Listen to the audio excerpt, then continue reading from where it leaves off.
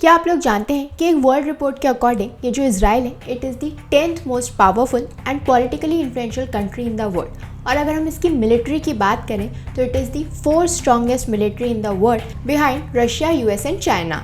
ये जो इजराइल है ये एक छोटी सी कंट्री है ऑन द ईस्टर्न शोर ऑफ द मेडिटेरियन सी और ये अकेला जूइश नेशन है इन दी वर्ल्ड। और अपने स्मॉल साइज़ के बावजूद भी ये जो कंट्री है ये काफ़ी सिग्निफिकेंट रोल प्ले करती है इन दी ग्लोबल अफेयर्स।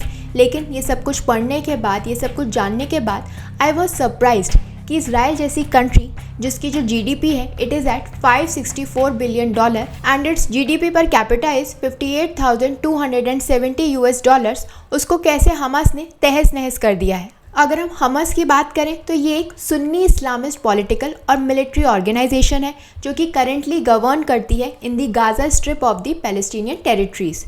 तो क्या इस सबसे हम ये समझें कि ये जो रीसेंट अटैक हमास ने इजराइल के ऊपर किया है वो इजराइल की जो गवर्नमेंट है, मिलिट्री है, इंटेलिजेंस एजेंसीज़ है, उनका बहुत बड़ा फेलियर है।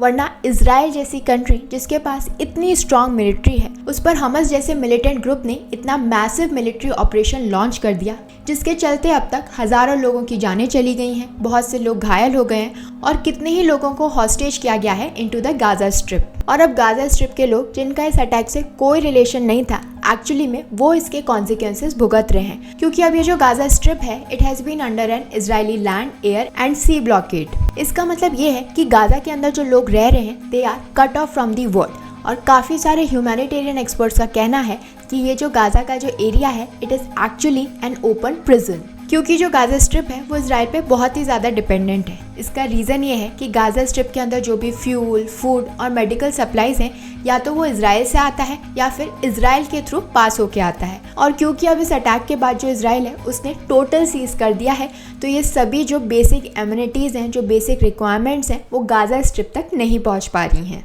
सो हम कह सकते हैं कि पॉलिटिकल और इन्फ्लुएंशियल लोगों की ये जो ईगो टसल है इसे एक्चुअली में दोनों कंट्रीज़ के जो मासूम लोग हैं वो भुगत रहे हैं।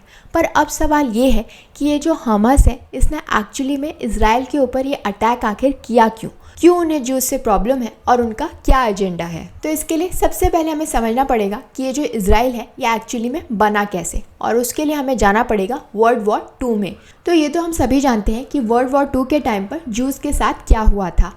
लाखों जूस को परसिक्यूट किया गया था और इसकी वजह से ये जो पूरी कम्युनिटी थी वो मार्जिनलाइज हो गई थी। और वर्ल्ड वॉर 2 के बाद काफ़ी इंटरनेशनल सपोर्ट देखने को मिला for the establishment of a Jewish homeland, यानी एक ऐसी जगह जहाँ पर जो जूइश पीपल है they could live in safety, self determination and sovereignty. और इसी के चलते 1947 के अंदर जो यूनाइटेड नेशंस है उसने एक पार्टीशन प्लान को अप्रूव किया फॉर अ टेरिटरी जिसका नाम था पैलेस्टीन। अगर हम पैलेस्टीन की बात करें तो ये जो पूरी टेरिटरी है इसके ऊपर 1917 के अंदर ऑटोमन एम्पायर रूल करता था। उसके बाद इसे ब्रिटिशर्स ने कैप्चर कर लिया, लेकिन 1948 के अंदर जब ब्रिटिशर्स ने पैलेस्टीन को छोड़ा तो ये जो पैलेस्टीन का पूरा एरिया था, ये जो टेरिटरी थी, इसको 2 पार्ट्स में बांटा गया, एक तो जूइश और अरब स्टेट्स। और जो जेरूसलम था it was under international administration. और इस पार्टीशन के बाद जो जूस थे they started migrating to Palestine. ये जो माइग्रेशन था वो 1948 के अंदर चला which played a critical role in the establishment of Israel. और फाइनली 14 मई 1948 को जो डेविड बेन गुरियन थे who was the head of the Jewish agency, उन्होंने डिक्लेयर किया the establishment of the state of Israel. लेकिन इजराइल के establishment के बाद काफ़ी सारे कॉन्फ्लिक्ट्स देखने को मिले with the Arab population in that region, जिसकी वजह से काफ़ी सारे जो अरब इजरायली वॉर्स थे वो स्टार्ट हुए। जो पहला वॉर हुआ था it was the Israeli war of independence in 1948। ये जो वॉर था it mark the establishment of the state of Israel, और इस वॉर को ट्रिगर किया था यूनाइटेड नेशन के डिसीजन ने to partition British mandate Palestine into separate Jewish and Arab states. और इस कॉन्फ्लिक्ट की वजह से hundreds and thousands of Palestinian Arabs were displaced. इसके बाद 1956 के अंदर हुई थी सुएज क्राइसिस। ये जो पूरी क्राइसिस थी it mainly involve Israel, United kingdom and France against Egypt over the control of the Suez canal.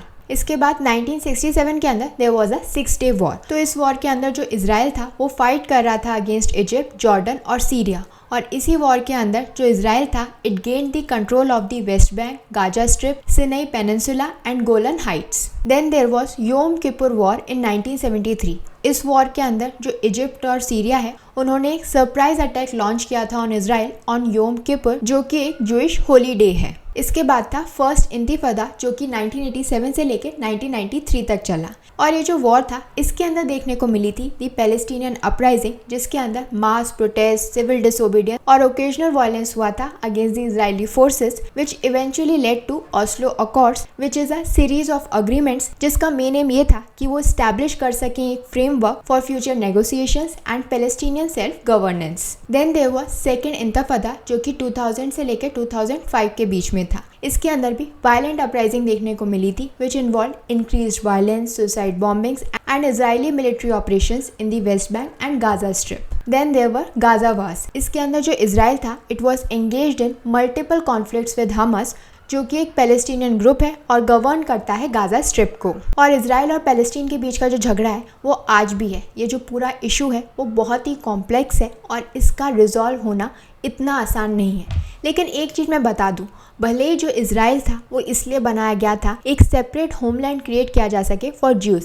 लेकिन अगर हम वहाँ की जो पॉपुलेशन देखें तो उसके अंदर काफ़ी डाइवर्सिटी है with significant Arab and other non Jewish minority communities. So वहाँ की इस डाइवर्सिटी से ही हम समझ सकते हैं कि वहाँ के जो लोग हैं वो आपस में काफ़ी शांति से और खुशी से रहते हैं। उन्हें आपस में कोई भी प्रॉब्लम नहीं है। अगर एक नॉर्मल ज्यू या फिर अरब पर्सन से पूछा जाए तो उसे आपस में कोई भी दिक्कत नहीं है। लेकिन पॉलिटिक्स और जो इन्फ्लुएंशियल लोग हैं उनकी इस ईगो टसल की जो प्रॉब्लम है, जो टसल है, उसे बाकी मासूम लोग भुगत रहे हैं। तो आई होप कि अब आप लोगों को समझ में आ गया होगा कि इजराइल कैसे बना, इसकी पूरी हिस्ट्री क्या थी।